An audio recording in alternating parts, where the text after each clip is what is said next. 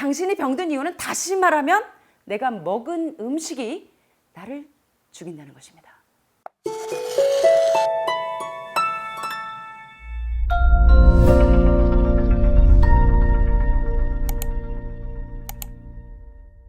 자, 이번 시간에도 저는 안드레아스 모리츠의 인도의 아유르베다 의학의 대가이신 안드레아스 모리츠의 암은 병이 아니다. 이제 마지막 하이라이트죠. 암이 진행되는 5단계 중에 지난번에 우리가 1단계가 바로 암이 나타나는 전조 증상의 첫 번째 증상이 뭐였습니까? 뭐였죠? 기억나십니까? 다 까마귀 고기 드셨구나. 기억 안 나십니까? 암이 나타나는 첫 번째 전조 증상. 응? 프라그. 아, 예, 맞습니다. 혈액이 점점 산성화되면서 에디 맥케이브 박사님 말씀하신 것처럼 세포 속에서 뭐를? 산소를 60% 디프라이브 빼앗기게 되면 그것이 바로 암세포로 정상세포가 산소가 없는 환경에서 살아남을 수 없기 때문에 앱노멀 상태로 비정상인 세포로 변화돼서 현기성 세포로 변화되는 것이 바로 암이다라고 정의를 내렸었는데요. 그래서 첫 번째 전조 증상이 첫 번째가 뭐냐면 폐색입니다. 위, 장, 폐색, 간, 장, 폐색, 신, 장, 폐색. 이런 폐색이 고속도로가 마치 차량이 진행해야 되는데 교통사고가 나서 정체가 일어나는 것처럼 한쪽에서 폐색이 되는 게 도미노처럼 이것이 뚫리지 않으면 어떻게 돼요?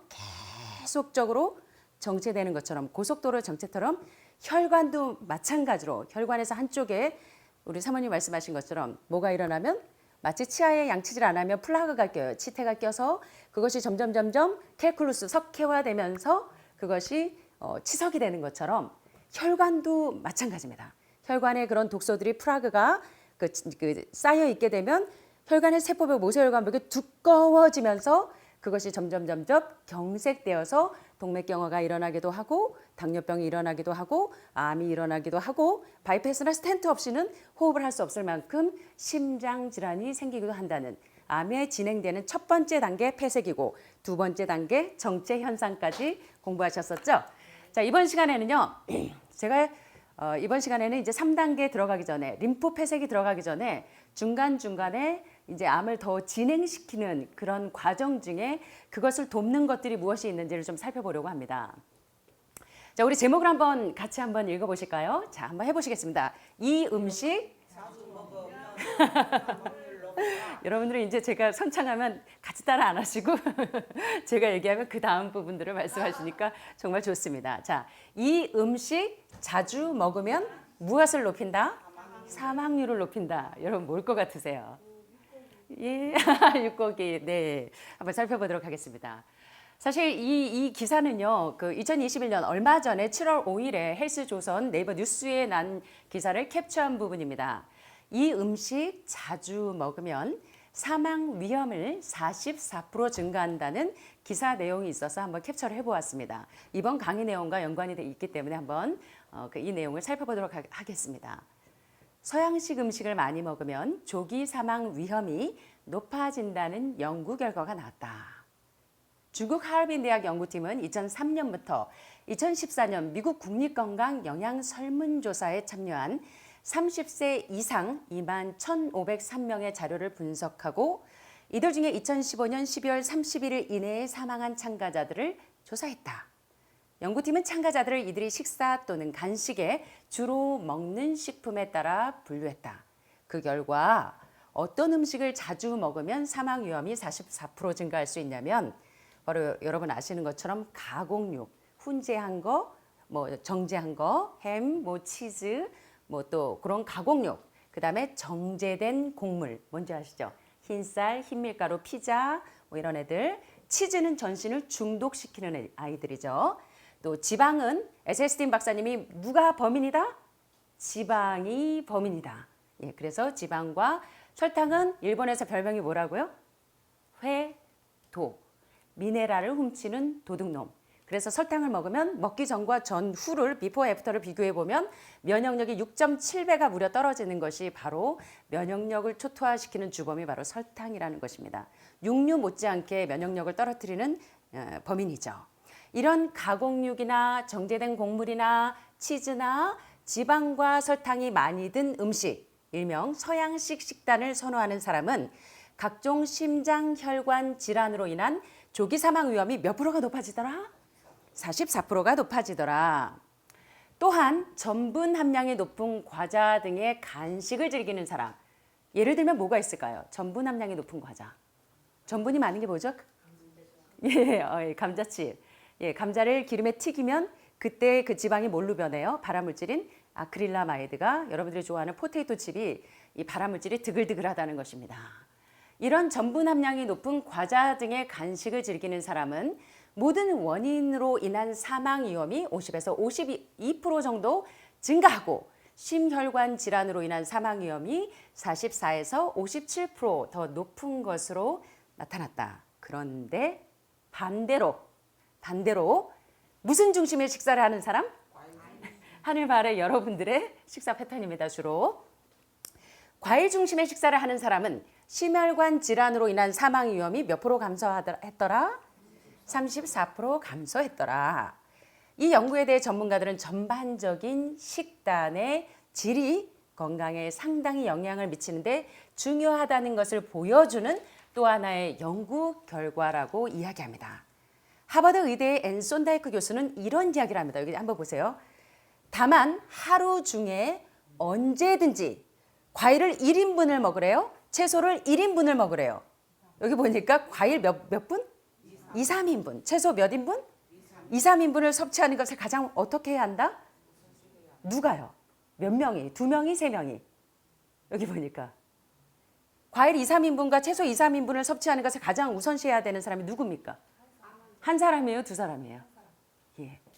우리 하버드 의대는 알려주지 않는 건강법, 일명 레디칼 미션의 저자이신 한국말로는 켈리 터너 박사님 아시죠? 그 책에서 하버드 의대는 알려주지 않는 건강법으로 우리나라에 번역이 돼서 나온 책의 원래 원 제목은 레디칼 미션인데 거기에 말기 터미널 환자들이 말기 암 환자들이 사망에서 생명으로 넘어오는 그 단계에서 정말 근본적인 치유가 일어나는데 그들의 공통점 가운데 첫 번째 요소가 뭐였냐면 여러분 기억나세요? 뭐였는지?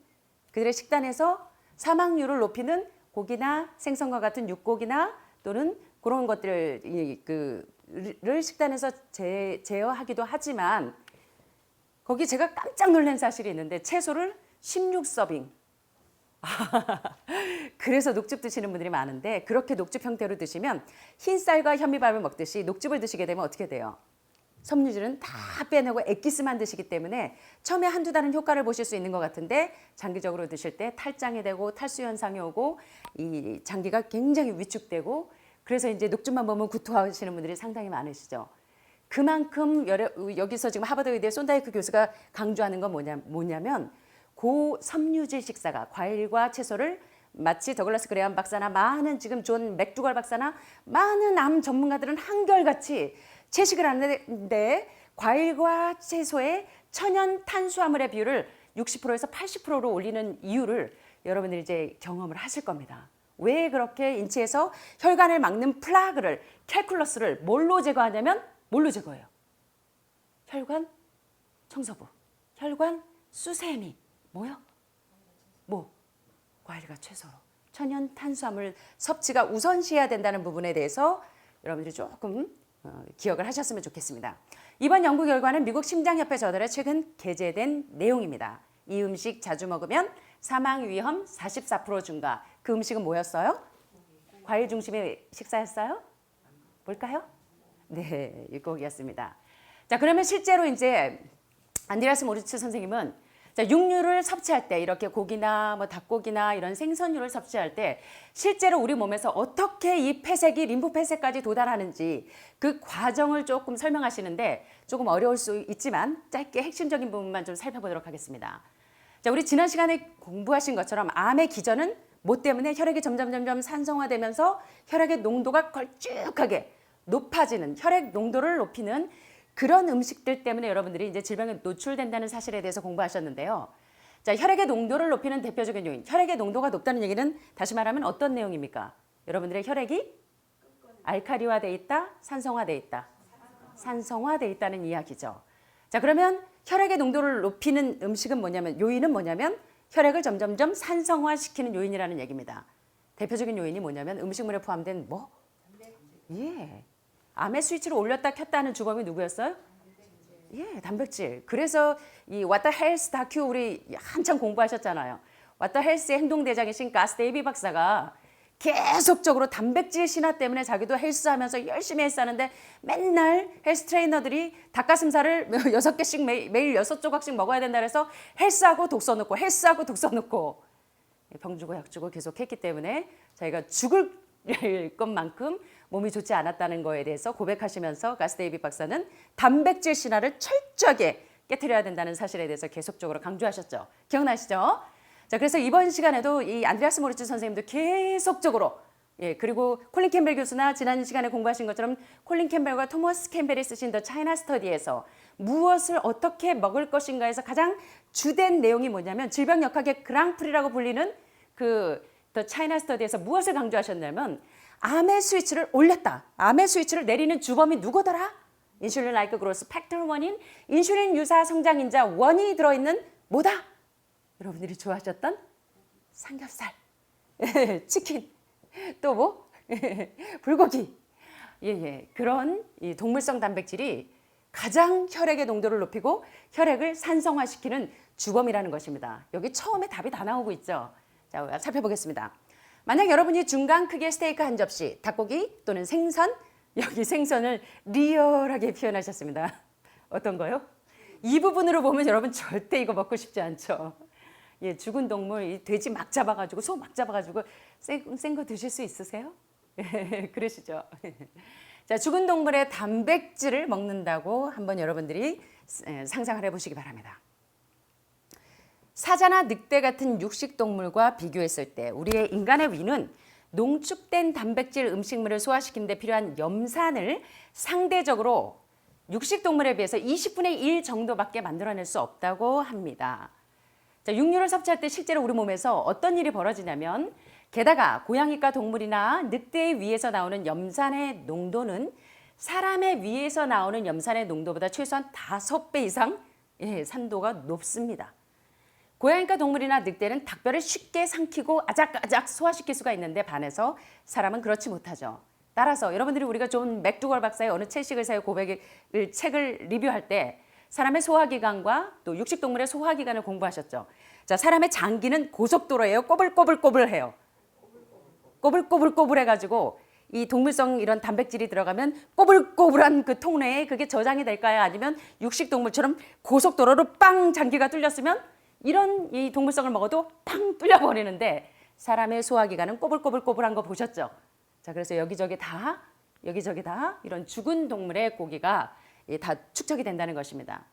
따라서 죽은 동물의 단백질은 대부분 소화된 상태로 통과해요. 소화되지 않은 상태로 창자를 통과해서 소장을 통과해서 여기서부터 80%가 어떻게 되더라? 썩는다는 것입니다. 80%가 썩고 20%는 혈류 속으로 녹아 들어가는데 그나마 혈류 속으로 흡수된 단백질 일부를 간에서 분해할 수는 있는데 이 과정에서 간에서 겨우 20%를 분해했다고 해도 요산이나 요산 같은 노폐물이 만들어지면서 요석증이나 이것이 또 이 노폐물들이 소변과 함께 배설되기 위해서 신장으로 가면서 요석증, 신석증과 같은 그러한 질병이 유발된다는 것입니다. 게다가 육류, 가금류가 뭐예요? 가금류.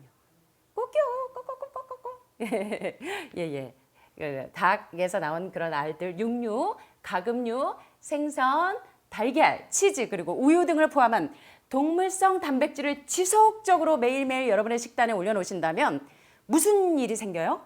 간에 쓸개간에 점점 더 많은 결석이 생긴다는 것입니다. 결석은 간이 단백질을 분해하는 능력을 엄청나게 떨어뜨리겠죠. 그래서 우리 지난 시간에 공부하셨던 것처럼 이 안드레아스 모리츠 선생님에게 찾아온 암 전문가가 모든 처치를 다 해봤는데 항암도 해봤고 방사선도 해봤고 새로 나온 표적 치료도 해봤고 다 해봐도 내리막이셨는데 뭐 했더니 간에도 그랬더니 모든 암 환자가 그래서 어디서부터 시작이 돼요? 해독이 처음에 대장 청소, 그 다음에 대장 해독하고 그 다음에 기생충, 그 다음에 뭐 했어요? 신장 해독하고 그 다음에 간 해독하고 마지막으로 혈액 청소하는 그 5단계 패턴으로 여러분들이 해독을 했더니 회복이 굉장히 빨리 진행되는 것들을 이제 보실 수 있었는데, 간의 쓸개간에 점점 더 많은 결석이 생기고, 이 결석이 신장 결석이 바로 간이 단백질을 분해하는 능력을 크게 떨어뜨린다는 것입니다. 자, 여기 좀 집중해 보세요. 단백질 식품은 모든 식품들 중에서 가장 강한 무슨 식품이다? 가장 강한 알카리성 식품이다. 가장 강한 산생성 식품. 와, 우리 계속 공부하잖아요. 계속 이 안드레아스 모리츠부터 시작해서 존 맥두걸부터 시작해서 뭐 에드 맥케이브 박사, 막 유명한 모든 전문가들이 한결같이 암은 뭐라고 얘기해요? 암은 뭐라 그래요? 암은 병이다? 그럼 암은 뭐다? 혈액이 산성화돼서 세포 내에서 산소가 부족해서 현기성 세포로 변한 것이 암이다. 자, 그러면 암에서 해방되시려면 어떻게 하면 될까요? 현기성 세포는 이 기형으로 돼서만이 살아남을 수가 있기 때문에 세포에 산소를 올려주면, 산소 포화도를 올려주면 암세포가 줄어들 수 있겠어요? 맞습니까? 이걸 아셔야 돼요. 그런데 자꾸 여러분들이 산을 생성하는 식품을 자꾸 드셔서 혈액의 산성화를 점점 높여주고, 세포 내의 산소 포화도가 점점 떨어지고 혈액의 농도를 높이는 이런 음식이 주범이 누구냐면 누구라고요? 동물성 단백질이라는 사실. 그래서 여러분들이 영양학에서 이 5대 이 영양소에 대해서 굉장히 목숨 거는데, 그래서 이 콜린 캠벨 교수님이 갈등하신 거예요. 영양학에 난 이단자가 됐다. 왜? 가장 중요하다고 여기는 영양학에서 가장 중요한 영양소 단백질 신화를 철저하게 우리가 깨트리지 않으면 여러분들이 질병에서 회복되기가 어렵다는 것입니다. 자, 그래서 우리 아이들에게 계란 꼭 2개씩 주시고, 우리 아빠에게 또 우유 꼭 드려야 되고, 예, 그 하버드 대학의 영양학 교수인 짐 메이어 박사가 말씀하신 것처럼 남편 빨리 죽이는 10가지 방법을 아직도 여러분들이 도통하고 계시다면 거기에서 여러분들이 이제는 눈을 뜨셔야 된다는 것입니다. 이해되시죠? 예, 네. 자, 여기 보세요. 단백질 식품은 모든 식품들 중에서 가장 강한 산생성 식품으로 혈액의 농도를 높이니까, 따라서 계속적으로 여러분들이 동물성 단백질 식품을 드시는 날은 암의 스위치가 꺼져요? 계속 켜져 있겠어요? 계속 켜져 있겠죠? 자, 그래서 육류, 생선, 알, 쌀 등은 무슨 생성식품? 산성 알칼리 생성식품. 산성 생성식품. 채소나 과일과 같은 천연 탄수화물은 무슨 생성식품? 그래서 여러분들 일주일마다 왜 혈액 검사하십니까? 여러분들이 쭉 검사하다 보면 뭐 이제 뭐 간수치나 뭐 여러 가지 이제 레벨을 보시다가 보면 꼭 pH 농도를 보시면 처음에 오실 때는 여러분들이 산성 쪽으로, 빨간 쪽으로 그냥 불이 몇 개씩 막 들어가 있죠. 그러다가 한 주 지나고 2주 지나고 해독하고 그러고 나면 한 3주 4주 되면 막 수치가 44개 나빴던 거에서 막 10개씩 팍팍팍 줄어드는 거 보이시죠? 그래서 you are what you eat. 당신이 먹은 그것이 당신의 몸을 구성하고, 당신이 먹은 그것이 당신의 세포를 구성하고, 당신이 병든 이유는 다시 말하면 내가 먹은 음식이 나를 죽인다는 것입니다. 그래서 여러분들이 반드시 이 산을 생성하는 식품인지 알칼리를 생성하는 식품인지에 대해서도 여러분들이 좀 명심하시면 좋을 것 같습니다. 따라서 대부분의 단백질이 혈액 내에 순환하면서 혈액의 농도를 높이게 된다. 단백질 아시겠죠? 우리 몸은 심근경색이나 뇌졸중의 위험을 피하기 위해서 세포를 둘러싸고 있는 액체의 단백질을 갖다 버리려고 해요. 세포 바다에다가 이 단백질을 계속 드시게 되면 이 혈액 순환을 하면서 어떻게 하냐면 혈액의 농도를 계속 높이고 혈액을 점점 산성화 만들기 때문에 이 어떻게 하냐면 심근경색이나 뇌졸중의 위험을 피하기 위해서 단백질을 자꾸 바다에 던집니다. 세포 바다에. 이게 바로 혈액의 농도를 낮추고 당분간이라도 심장이나 그런 그 암병의 합병증의 위험을 방지하기 위해서 세포가 하는 일이에요. 그렇지만 이렇게 계속 단백질을 투하하고 투기한다고 해도 세포들 사이에 있는 액체를 그렇게 되면 이 액체가 세포 바다에서 젤 형태의 끈적끈적한 물질로 변화돼서 이런 상태에서는 영양소들이 이 끈적끈적한 이 걸쭉걸쭉한 단백질에 붙잡혀서 붙어버린다는 것이에요. 그래서 세포가 이 아사하는 그런 위험성이 있다는 것입니다. 자, 이 그림이 사실 여러분들이 이 책을 좀 보시면 참 좋은데요. 이 그림을 보시면 참 이해가 잘 될 텐데 그림이 너무 작죠. 제가 캡처하다 보니까 잘 안 돼서 제가 좀 설명을 하겠습니다. 그래서 우리 몸이 세포가 죽는 것을 막기 위해서 다른 기발한 생존 반응을 보이는데요. 자, 우리 몸이 세포와 세포 간에 여기 이 세포 보이십니까? 예, 보이세요? 그림이 너무 작죠? 동글동글한 요 구상형의 세포가 보이시죠? 자, 요런 세포 간 액체에서 이 단백질, 동물성 단백질이 계속적으로 계속 있으면 그게 병을 만들기 때문에 단백질을 제거하기 위해서 이 단백질을 재결합, 재구성해서 100% 단백질로 이루어진 뭘로 바꾸냐면 콜라겐 섬유로 기저막에서 요 콜라겐 섬유로 재구성된다는 것입니다. 이렇게 되면 우리 몸이 혈관벽의 기저막에 단백질을 이 세포 바다에 던져도 된다는 것이에요. 그렇게 되면 혈관벽의 기저막은 단백질을 과잉 수용함으로 정상일 때보다 8배 가까이 두꺼워질 수 있다는 것입니다. 자, 이 그림을 한번 보세요. 지난번에 암이 생성되는 첫 번째 단계가 바로 모세혈관벽이 두꺼워지는 플라그가 보셨죠? 이게 지금 뭐예요? 혈관이죠. 혈관에 지금 뭐가 껴 있어요? 동물성 단백질이나 뭐 이런 메티오닌 같은 이런 좋지 못한 단백질이나 암덩어리를 보내보면 이제 계속적으로 좀 이따 나오겠지만 단백질 덩어리, 지방질 덩어리라는 것입니다. 플라그가 뭐냐면 사실은 이 노폐물 덩어리예요. 그죠? 혈관에 이 노폐물이 이렇게 쌓이면서 폐색이 되고 이것이 한쪽에서 폐쇄가 되면 위에서 폐색이 되면 이게 위, 소장, 간장, 대장, 식도 쭉 하면서 점차적으로 정체되면서 림프 폐쇄까지 이르러 오는데 바로 이렇게 해서 혈관벽이 두꺼워지는 것입니다. 자, 그런데 폐색이 없는 기저막은 이렇게 슬림해서 이렇게 그대로 두께가 얇은데 여기 보시면 과잉 단백질을 섭취하게 되면 혈관벽이 여기가 어때요? 여기가 넓습니까? 좁습니까? 좁죠? 혈관벽이 여기는 어때요? 점점 여기는 두꺼워져 있고 여기는 어때요? 모세혈관벽이 두꺼워져 있는 게 보이시죠? 이래서 림프관에서 노폐물을 정상적으로 이렇게 흡수하는 게 보이고 자, 여기 보세요. 정상세포하고 암세포가 뭐가 달라요? 암세포 주변에 뭐가 있어요? 암세포 주변에 시커멓게 뭐가 지금 다 껴있어요? 뭐가 껴있어요? 응? 플라그가 잔뜩 껴있죠? 축적된 이 신진대사 노폐물 이게 뭐예요? 모세혈관벽이 두꺼워진 얘네들이 이제 모세혈관벽을 두껍게 만드는 것을 보게 됩니다. 자, 이거 보세요. 이 그림으로 보시면 더 이해가 잘 되실 거예요. 자, 이제 이 혈관을 보실 때 모세혈관벽이 이렇게 동물성 단백질이나 콜라겐 섬유로 포화 상태에 이르게 되면 꽉 들이차게 되면 결국 어떤 증세가 오냐면 동맥이 딱딱하게 굳는 경화현상으로 이어집니다. 그러면 우리 몸이 어떤 일을 하냐면 이 두꺼워진 모세혈관벽이 세포에 영양소를 공급할 수 있겠어요? 없겠어요? 모세혈관벽이 두꺼워지면 산소가 드나들 수가 있을까요? 영양소가 드나들 수 있어요? 없겠죠. 그걸 설명하는 것입니다.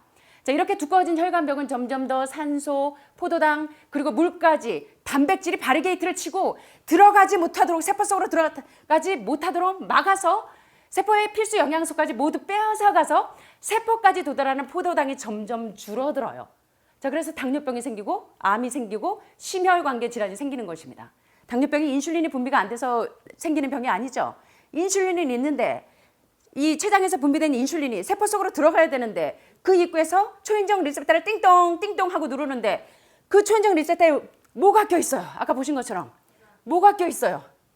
예, 축적된 신진대사 노폐물, 다시 말하면 단백질 노폐물, 지방 노폐물 이런 아이들이 잔뜩 끼어 있어서 모세혈관벽이 두꺼워져서 세포까지 도달하는 포도당이 들어가지 못해서 생기는 병이 당뇨병이고 암병이고 심장병이고 모든 원인이 똑같다는 내용을 계속적으로 이제 강조하실 겁니다.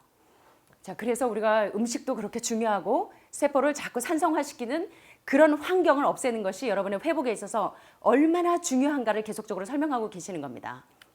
자, 그 결과 세포의 신진대사 효율성이 심각하게 낮은 수준까지 떨어지고 노폐물 생산이 늘어나는데 이것은 마치 엔진이 제대로 작동하지 않거나 질 낮은 연료를 주입한 자동차에서 일어나는 것과 같은 현상이다. 이와 같이 혈관벽을 막히게 하는 것도 문제인데 어떤 문제가 있냐면 이 과잉 단백질이 섭취가 되면 모세혈관과 나란히 있는 림프관에 흡수되는 것이 문제입니다. 림프가 우리 몸에서 무슨 일을 합니까? 림프관이. 자, 여기 보시는 것처럼 림프관과 또 거기에 붙어있는 림프절, 여기 보이시죠? 피부 밑에 있는 이런 림프관, 애과나 서해부에 많이 몰려있죠. 자, 이 림프관과 림프절은 원래 세포가 만들어낸 정상적인 양의 신진대사 노폐물을 제거해주거나 몸에 있는 독소들을 해독하는 작용을 하는 게 누구예요? 림프관과 림프절이죠. 또 림프관이나 림프절은 매일 300억 개 이상씩 노화돼서 파괴되는 세포, 독소들, 잔해물들을 치워주는 역할을 하는 것이 림프관과 림프노드입니다. 그런데 계속적으로 가뜩이나 세포는 단백질로 구성되어 있어서 이 모인 노폐물을 이미 오래된 세포에서 나온 단백질로 가득 차 있는데 계속적으로 특별히 암 환자분이 육류나 생선이나 유제품과 같은 사람의 유전자와 맞지 않는 이 동물성 식품을 계속적으로 섭취하게 되면 지금 안에 있는 독소 외에도 더 많은 단백질을 처리하기 위해서 전체 림프계가 혹사당하고 림프계의 흐름을 느리게 하다가 끝내 멈추게 만들어서 결국은 림프 폐쇄까지 오는 것이 암이 진행되는 세 번째 단계라는 것을 설명하고 계시는 겁니다. 그거는 이제 3단계에서 제가 설명을 드릴게요. 결과적으로 막혀있는 림프관은 점점 더 세포의 신진대사 노폐물을 처리하기가 어려워져서 세포가 호흡을 할 수 없는 이 형기성 세포가 비정상적으로 살아남을 수밖에 없는 상태가 되는 결과라는 것을 설명하고 있는 것입니다. 자, 그래서 이번 시간에 내용이 뭐냐면 이 음식 자주 먹으면 사망 위험이 44% 증가하는 그 요인은 뭐냐면 바로 림프 폐쇄까지 도달할 수 있다는 것을 이제 이 저자는 강조하고 계시는 거예요. 자, 그래서 이 음식이 어떤 음식이에요, 여러분? 과일과 채소? 우리 이유식 선생님 좋아하시던 뭐요? 이제는 안 드실 거죠? 네, 이제 건강을 위해서 여러분들에게 사망 위험을 높이는 이런 음식을 여러분의 식단에서 정말 지혜롭게 여러분 굉장히 중요한 사실이에요, 그죠? 그래서 켈리 터너 박사가 하버드 의대도 가르쳐주지 않는 그 건강법의 이 노하우를 가르쳐주는 것처럼 안드레아스 모리츠 선생님도 평생에 연구하신 내용으로 여러분들에게 그 건강의 지혜를 알려드리는 겁니다. 여러분들이 이것을 신중하게 잘 깨달으셔서 여러분 건강에 유익을 얻게 되시기를 간절히 바랍니다. 감사합니다.